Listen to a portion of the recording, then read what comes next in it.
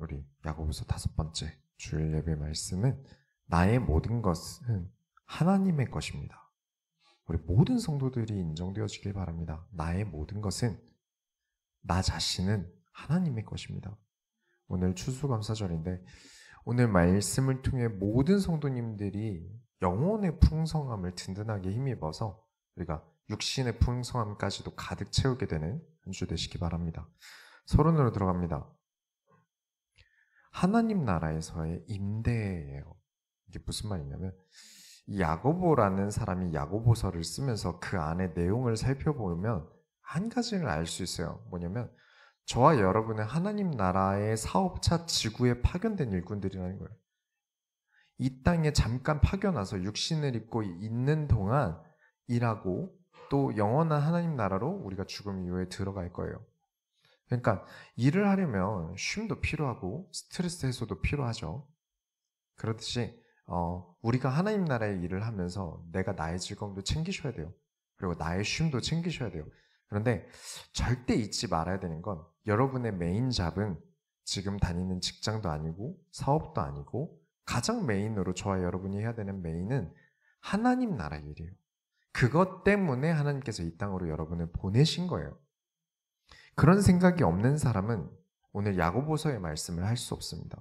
이런 생각 자체를 못할 거예요. 그게 뭐냐면 5장 1절부터 3절 보시면 들으라 부한자들아 너희에게 이 말 고생으로 말미암아 울고 통곡하라. 너희 재물은 썩었고 너희 옷은 좀 먹었으며 너희 금과 은은 녹이 슬었으니 이 녹이 너희에게 증거가 되며 불같이 너희 살을 먹으리라. 너희가 말세에 재물을 쌓았도다. 부가 어떻게 썩습니까? 여러분 종이는 썩죠. 근데 돈은 안 썩어요. 그죠? 그 가치가 썩지 않아요.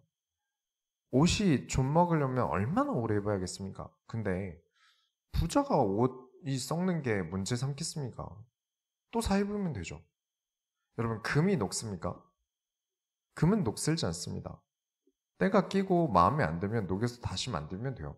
그러니까 우리가 육신의 눈으로만 지금 이 야고보의 이야기를 들으면 야고보가 아주 억지를 부리는 거예요. 결국 돈 없고 가난한 사람의 시기 질투로 보일 수 있어요. 이런 말들이 우리로 하여금 좀 없어 보이게 만들고요. 그런데 야고보는 그 너머의 것을 본 겁니다. 영적이다라는 말은요, 막 장풍 쏘고 막 이상한 짓 하는 게 아니라 가장 중요한 핵심은 미래에 관한 거예요. 저와 여러분의 건강은 주님께서 주신 겁니다. 우리의 부, 우리의 성별, 모든 것은 하나님께서 하나님 나라를 위해 쓰라고 우리에게 입혀서 이 땅에 보내주신 거예요. 뭐 하나도 내 것이 없고 다 천국에서 임대해 온 것들이에요. 내 것이라고 생각하는 모든 것, 저 다 하나님께서 이 땅에 하나님 나라의 일을 하라고 빌려주신 거예요. 그런데 부자들이 하나님 것이 아니라 자기 것이라고 생각하니까 하나님을 위한 일에 인색해요. 그래, 너희는 울고 통곡할 것이다. 우리가 차를 빌려도 대여할 때 계약서 쓰잖아요. 그러니까 몇 시 몇 분까지 어디로 빌려주고 파손 시 이제 수리비 얼마를 청구한다. 뭐 이런 것들이 있어요. 그죠? 내 것이 아닌 것을 사용할 때는 그만한 이유와 무언가 잘못되었을 때는 책임이 따라요. 그죠? 3절에 이 녹이 너희에게 증거가 되며 불같이 너희 살을 먹으리라. 하나님 나라를 위해 쓰라고 너희에게 빌려준 재물을 너희가 마음대로 썼으니 고장났다. 문제가 생겼다. 그렇죠? 빌려준 건데 문제가 생겼다. 금이 녹이 어떻게 생깁니까? 근데 생겼다. 말도 안 되는 일인데 너희가 결국 이렇게 만들었다. 그러니 너희에게 책임을 물을 것이다. 네 건 줄 알았지? 네 거 아니다. 빌려준 건데 망가뜨렸으니 너희에게 책임을 물을 것이다. 자, 우리가 야고보 1장에서부터 이야기한 건데 야고보가 누굽니까? 누구 동생이죠? 예수님 동생이에요. 지금 이 야고보의 주장을 예수님께서 정말 많이 하셨습니다. 오늘 처음 듣는 것 같은데 예수님께서 진짜 많이 말씀하셨어요. 천국의 재물을 쌓아두라.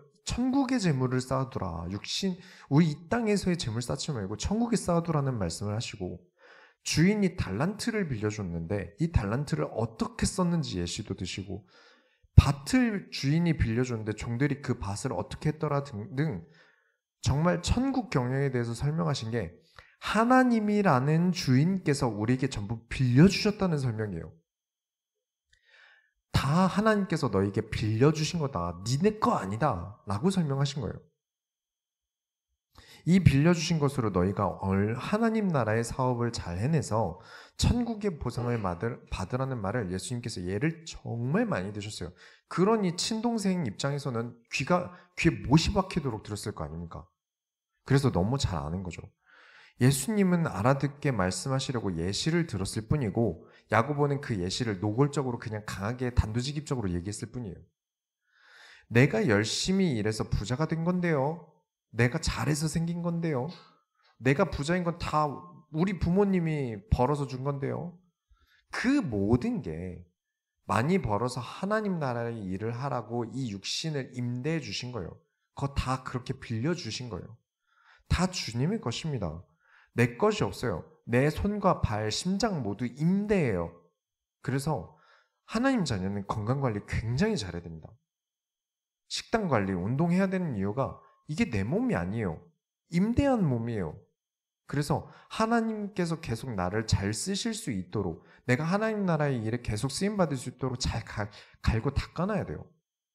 야고보 역시 예수님처럼 밭으로 예를 듭니다. 4절부터 내용을 좀 이해하기 쉽게 설명을 드리자면 너희가 밭에서 추수한 것을 그대로 돌려주지 않았다.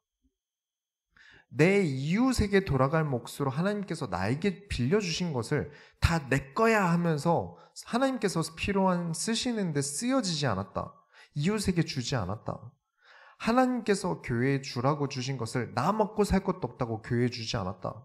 하나님께서 심부름 시키신 것을 다 내가 노력해서 생긴 내 것이라고 여겨서 남에게 주지 않았다.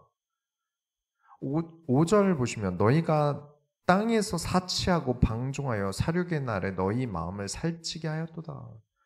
너희가 어디에서 사치했다? 땅에서 사치했다.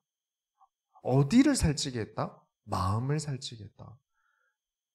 야고보서 하면서 줄곧 강조해왔죠. 우리의 심령, 우리의 마음은 어때야 됩니까? 가난해야 됩니다. 마음이 살찌면 안 돼요. 여러분의 육신은 살쪄도 되고 여러분은 외제차 타도 되고 부자가 돼도 땅을 뭐 몇천 평을 사셔도요. 아무리 부자가 되셔도 여러분의 마음은 가난하셔야 됩니다. 5장 6절에 너희는 의인을 정죄하고 죽였으나 그는 너희에게 대항하지 아니하였느니라. 그렇습니다. 여러분 정말 다 부자 되시기 바랍니다. 특히 우리 90년대생들이 좀 많은데 사업 외에는 인구수가 많아서 경쟁에 답이 없는 세대예요. 우리가.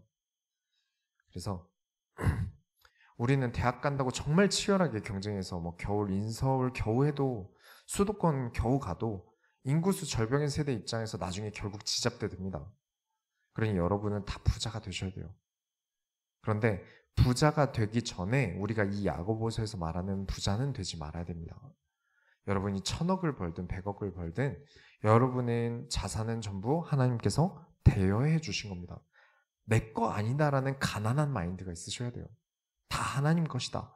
하나님을 위해서 하나님께서 필요하실 때 사용되어야 됩니다. 하나님 나라의 사업기금을 여러분 마음대로 쓰는 게 아니라 하나님 나라를 위해 계속 굴리셔서 이 땅에서도 여러분이 부자가 되시고 하나님 나라에서도 부자가 되시는 모든 성교회 성도님들이 되시기 바랍니다. 본론으로 들어갑니다.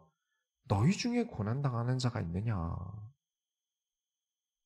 7절부터 9절을 좀 쉽게 말씀을 드리자면 마음을 굳건하게 해라. 예수님 곧 오신다.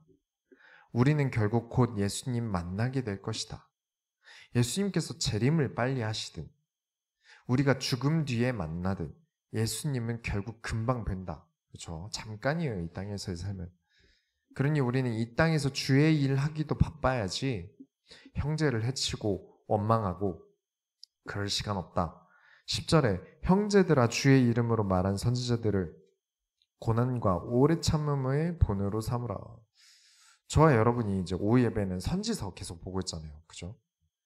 저는 선지자처럼 안 살고 싶어요. 너무 힘들어 보여요. 그게 사람 할 짓이 아닌 것 같아요. 그런데 11절에 인내하는 자가 복되다. 우리가 보통 고생한 사람 보면 뭐라고 합니까? 아, 너 너무 고생했다. 불쌍하다.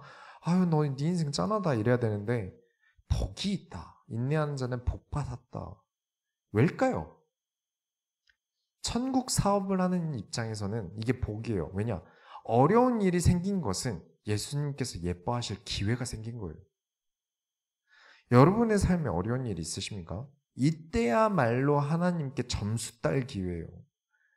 아니, 목사님, 하나님은 모든 사람을 사랑하시잖아요. 그러니까 다 평등하게 사랑하셔야죠. 누굴 더 예뻐하는 게 말이 됩니까? 그래서 야고보서 시작할 때 말씀을 드린 겁니다.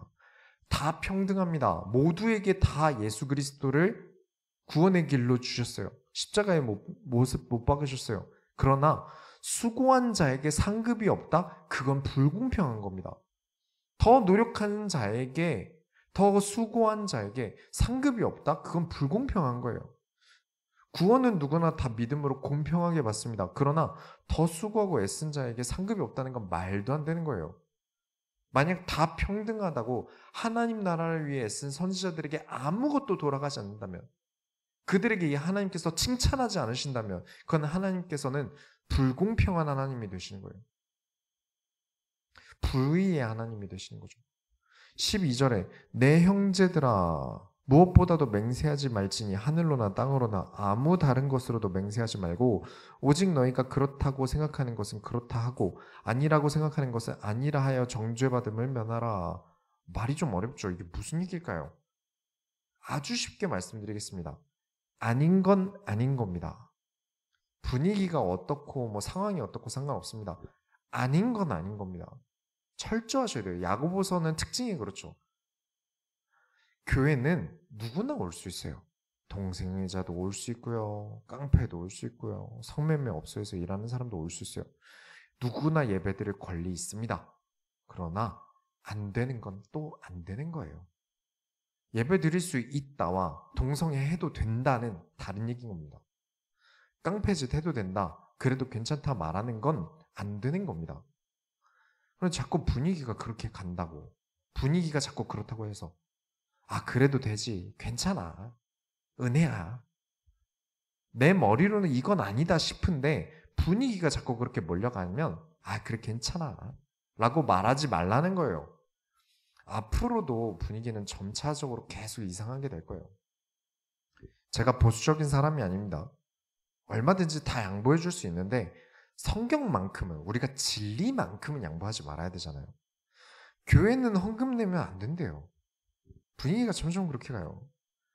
교회당이 문제래요. 교회를 없애줘요. 목사가 만악의 악이래요. 그래서 목사를 없애줘요. 동성애가 왜 죄가 되냐요. 이혼은 흠이 아니라고 위로하면서 왜 동성애는 죄라고 하느냐. 그러면서 분위기를 잡아요. 앞으로 다가올 미래는 더더욱 말씀이 기준이 안 된 성도들을 혼란하게 만들 겁니다. 그래서 야고보가 말하는 겁니다. 아닌 건 아닌 거예요. 그렇게 분위기를 안 타면 힘든 일이 생기겠죠. 그렇죠? 점점 분위기를 안 타면 나에게 고난과 인내 시간이 있을 거예요. 언젠가 교회를 가는 것 자체로 사람들에게 눈치를 봐야 되는 이상한 취급받는 때가 올지도 몰라요. 그래서 13절부터 14절에 너희 중에 고난당하는 자가 있느냐 그는 기도할 것이요 즐거워하는 자가 있느냐 그는 찬송할지니라 너희 중에 병든 자가 있느냐 그는 교회의 장로들을 청할 것이요 그들은 주의 이름으로 기름을 바르며 그를 위하여 기도할지니라. 모든 게 기회다. 왜일까요? 아프면 아무것도 못하는데 무슨 하나님 나라 일을 합니까? 그게 무슨 기회예요? 그렇지 않습니다. 천국의 보상은 이 땅에 빌딩 몇 개 세웠냐가 아니에요. 얼마나 대단한 업적이 이렇냐가 아니에요. 내가 교회당 1000개, 10,000개 세운다고 하나님께서 그걸 업적으로 보시는 게 아닙니다. 내가 주어진 상황에 얼마나 노력했나를 하나님께서 보시는 거예요. 아까 부자 이야기를 했는데 부자는 부자라서 돈 관리하느라 하나님 나라 일을 못한대요. 바빠서. 가난한 사람은 가진 게 없어서 하나님 나라 일을 못한대요. 아픈 사람은 아파서 하나님 나라 일을 못한대요. 건강한 사람은 열심히 일하느라 바빠서 하나님 나라 일을 못한대요. 모든 상황이 다 하나님 나라 일을 못한 상황이에요. 하나님께서 보시는 건 이런 나의 상황에 최선을 다해서 하나님 나라의 일을 하는 겁니다. 하나님께서는 그걸 보시는 거예요. 우리 올해 주일설교 기억하십니까? 아무 힘 없어서 할 수 있는 게 아무것도 없는 이스라엘 백성에게 이집트를 탈출하래요. 노예지 않습니까? 자산이 있습니까? 뭐가 있습니까? 군대가 있습니까? 뭐가 있습니까? 아무것도 없는데 이집트를 나오래요. 노예로서 학대당한 것밖에 없는데 뭘 할 수 있겠습니까? 근데 할 수 있는 최선을 다 시키셨어요. 문설주에 어린 양 피를 발라라. 그게 할 수 있는 전부예요. 그런데 그 최선을 다하는 겁니다. 그랬더니 죽음이 그 집을 넘어가요. 뒤에는 이집트 군대가 쳐들어와요. 앞에는 홍해예요. 할 수 있는 게 아무것도 없어요.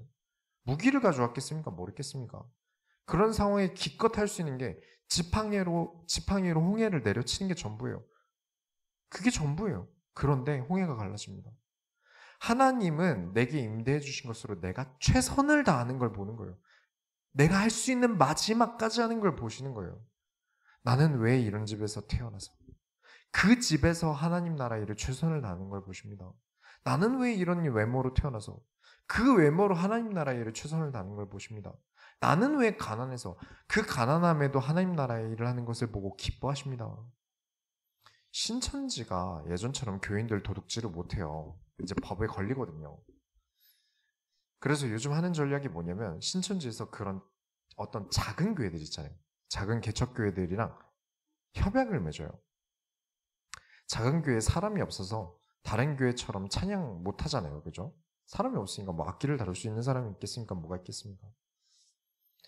그래서 이런 게 없어서 다른 교회에서 하는 이런 거 못하고 저런 게 없어서 못하고 그런 마음을 가지니까 신천지에서 이제 그 작은 교회랑 협약을 맺어서 거기 청년들을 막 보내줘요. 거기서 막 예배드리게 해주거든요. 그 신천지 교회 가보신 적 없으시죠? 어른들 예배당 따로 있고 청년들 예배당 따로 있습니다. 주일 예배 따로 드려요. 드린다는 표현도 좀 이상한데 아무튼 예배를 따로 합니다. 근데 그 청년들을 이제 거기서 안 있게 하고 작은 교회로 다 파견을 보내는 거예요. 그래서 막 예배도 같이 드리고 찬양도 막 악기 총동원해서 다 같이 드리고 헌금도 하고 사실상 작은 교회 월세도 겨우겨우 목사님이 일해서 내셨는데 신천지에서 다 월세까지 내주는 거예요. 그걸 같이 신나게 하다가 딱 계약 기간이 끝나서 그 신천지 사람들이 싹 다 빠지고 텅텅 빈 다시 혼자만 남은 그 교회를 보면서 목사님들이 못 견딘대요. 꿈에 그리던 찬양도 신나게 하고 내가 설교했는데 성도들이 막 아멘도 하고 청년들 우르르 와서 시끌벅적했고 월세 걱정도 안 했는데 그 사람들 다 빠지니까 못 견뎌요. 그래서 목사님들이 신천지로 옮기신대요. 그래서 신천지 목사가 돼버려요. 사람이 없어서 빈 의자를 두고 설교를 해도요.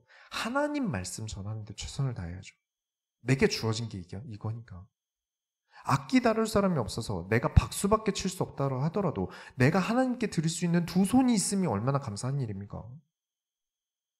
내가 월세를 못 내서 나가서 일을 한다고 해도 내가 할 수 있는 그 최선을 하나님께서 보시는 거예요. 바울도 나가서 일을 하는데 내가 나가서 일하는 게 뭐가 그렇게 부끄럽고 창피한 일이라고요? 진짜 아무것도 없다?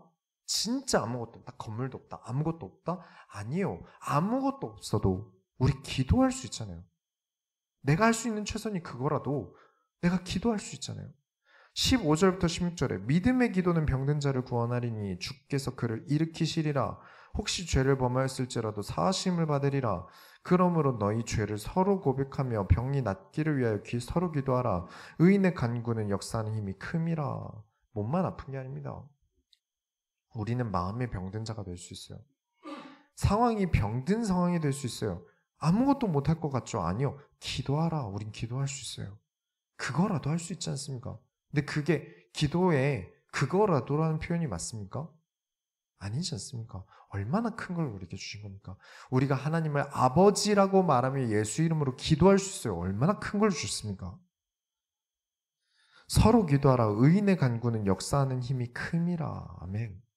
17절부터 18절에 엘리야는 우리와 성정이 같은 사람이로되 그가 비가 오지 않기를 간절히 기도한즉 3년 6개월 동안 땅에 비가 오지 아니하고 다시 기도하니 하늘이 비를 주고 땅이 열매를 맺었느니라.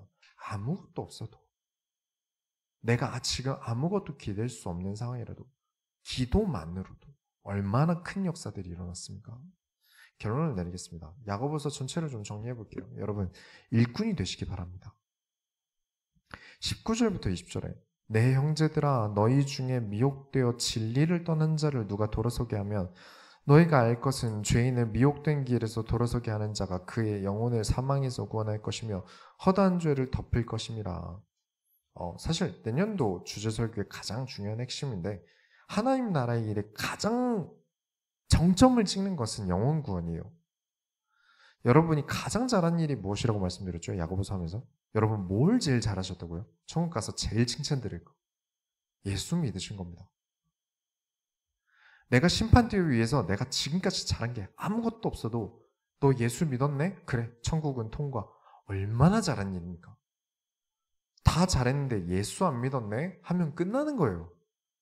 가장 잘한 일은 예수 믿은 일입니다. 그렇다면 타인이 예수 믿게 하는 일은 얼마나 큰 일이겠습니까? 진짜 큰 일인 거예요. 예수님께서 그래서 예시를 드셨죠. 한 영혼이, 한 사람이 구원받은 일은 천국에서 잔치가 일어나는 일이다. 그 어떤 업적보다 큰 일이 예수를 믿게 하는 일에 내가 심부름하는 거예요. 하나님 나라 사업의 가장 큰 열매는 영혼 구원입니다. 하나님 말씀을 믿도록 심부름하는 일이 가장 중요한 업적이에요. 크리스찬이 가장 노력해야 하는 것은 영혼 구원입니다. 내 주변에 죽어가는 사람들을 살리는 일이에요. 이 이야기는 주제설교 때 좀 자세히 다루도록 하겠습니다. 12월 31일 저녁에 주일 예배 겸 이제 주제설교를 하면서 1월 1일로 넘어가려고 해요. 새벽에.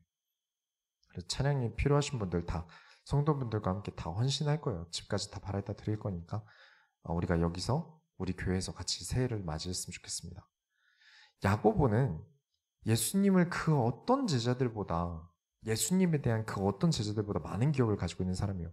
다 예수님이랑 몇 년 같이 활동했죠? 예수님 활동 기간 몇 년이죠? 3년이죠. 3년 봤습니다. 근데 동생은 예수님 부활하실 때까지 같이 있었던 거예요. 그렇죠? 잘 이해한다와 많이 보았다는 좀 다른 문제이긴 합니다만 야고보는 옆에서 제일 오래 본 사람이에요. 가장 많이 대화를 나눴을 거고요. 또 말싸움도 많이 했을 거예요. 그렇죠? 형이라서 다투기도 많이 했을 거고 논쟁도 많이 붙어봤을 사람이에요. 야고보는 예수님께서 바라는 사람, 예수님께서 어떤 사람을 기뻐하시더라는 가장 많은 기억을 축적해 놓은 사람이에요. 이건 바울이 못 따라가요. 예수님 부활하시고 이후에 사도가 된 바울과 아무래도 이런 면에서 차이가 있어요. 바울이 못하다는 얘기가 아닙니다. 성경을 연구한 학자 출신의 머리가 좋은 바울, 그리고 예수님과 어릴 때부터 태어나고 같이 자란 야고보, 서로 쓰임이 다른 겁니다. 루터가, 종교개혁자, 최초의 종교개혁자 마틴 루터가 이 야고보서 빼자고 주장했었다고 말씀드렸죠. 근데 루터가 말년에 이제 나이가 들어서 굉장히 후회했던 일들이 있어요. 은혜 구원을 굉장히 강조했죠. 은혜다. 행위는 중요하지 않다. 무조건 은혜다. 무조건 믿음이다. 믿음 아니면 다 틀린 거다. 행위 하나도 중요하지 않다. 라고 계속 평생 강조해왔단 말이에요. 루터의 교회 성도들이 그 얘기를 듣고 나중에는 엄청 방종하는 거예요. 루터가 설교를 하다가 열받아서 그냥 막 집어 던지고 내려와서 그냥 집에 간 적이 몇 번이나 있대요, 말년에. 교역자들이 굶는데 성도들이 헌금을 안 해요. 교역자들 세례비를 챙겨주지 않아요. 그래서 막 성도들에게 뭐라고 하니까 아니 루터 목사님 주의 종은 은혜로 사는 거죠. 모든 게 하나님 은혜로 하나님께서 다 책임져 주실 건데 왜 제가 챙겨야 됩니까? 이런 식이었다 그래요. 또 당시 독일에 이제 여성들이 가슴이 많이 파인 옷이 유행을 했나 봐요. 그걸 자꾸 교회를 입고 오는 거예요. 그래서 교회 내에 음란 사건이 자꾸 발생하니까 그래서 뭐라고 하니까 사람들이 목사님 행위는 중요하지 않아요. 은혜가 중요한 거 아닙니까? 은혜. 이런 말을 하는 거예요. 이런 사건들이 루터가 이제 말년에 담임 목사일 때 계속 생기는 거예요. 도무지 사람들이 육신적으로 성숙해질 생각을 하질 않아요. 그래서 너무 화가 나서 후회를 진짜 많이 했다고요. 아, 내가 잘못 가르쳤구나. 결국 루터가 너무 열받아서 주일에 그 교회 뛰쳐나가서 짐 싸고 아예 사임해버렸어요. 그 교회 그만둬 버렸어요. 삶이 크리스찬다운 삶을 강조하지 않으면 그건 말씀 빠진 삶을 사는 겁니다. 누가 성경에 그러라고 했습니까? 근데 자꾸 예쁘게 은혜만 찾고 차갑고 딱딱하고 기분만 무거워지는 훈계는 은혜롭지 않다고 빼버리면 사실 말씀이 아예 없는 사람인 거예요. 그게 어떻게 크리스찬입니까? 말씀을 가지고 살아가고 말씀을 가지고 일하고 말씀을 가지고 하나님 나라의 일을 할 수 있는 일꾼이 되셔야 됩니다. 일꾼으로서의 자세. 그게 복이에요. 얼마나 복입니까? 내가 가진 게 아무것도 없어도 베드로가 고백합니다. 은과 금은 나한테 없다. 그러나 내게 있는 건 너에게 주노니 나사렛 예수 이름으로 일어나 걸으라 했는데 안진뱅이가 일어납니다. 나는 아무것도 할 수 없어도 예수 이름으로 기도할 수 있어요. 이걸 강조하는 거예요. 근데 자꾸 뭐 예수 이름으로 자꾸 안진뱅이 일으키고 병자 낫게 하고 여기에 초점을 맞추는데 그 이 의미가 아니란 말이에요. 우리에게 얼마나 큰 이름을 주셨는지 기억하라는 거예요. 없어서 못하는 건 있어도요. 있는데 안 하는 건 잘못된 겁니다. 우리에게 주신 것으로 최선을 다해야지 없으니까 안 할래요는 잘못된 거예요. 기도조차 하지 않는 것. 하나님께는 1,000원조차 인색한 것. 관심은 돈이 들지 않는데 개인주의라면서 성도의 삶에 인색한 것. 인사하는데 돈이 듭니까? 잘 지냈냐는 안부 물어볼 때마다 내가 손해보는 거 있습니까? 그것조차 하지 않는 그 인생을 어떻게 크리스찬이라고 할 수 있겠습니까? 주어진 지금의 상황에 최선을 다해 마음을 다하고 뜻을 다하여 하나님 나라의 모든 일을 하는 모든 소원교회 성도님들이 다 되시기 바랍니다. 우리가 하나님의 손을 이뤄드립시다. 하나님 감사합니다. 우리가 하나님 나라의 일꾼으로 살아가게 하여 주옵소서. 살아계신 예수 그리스도의 이름으로 기도드렸습니다. 아멘.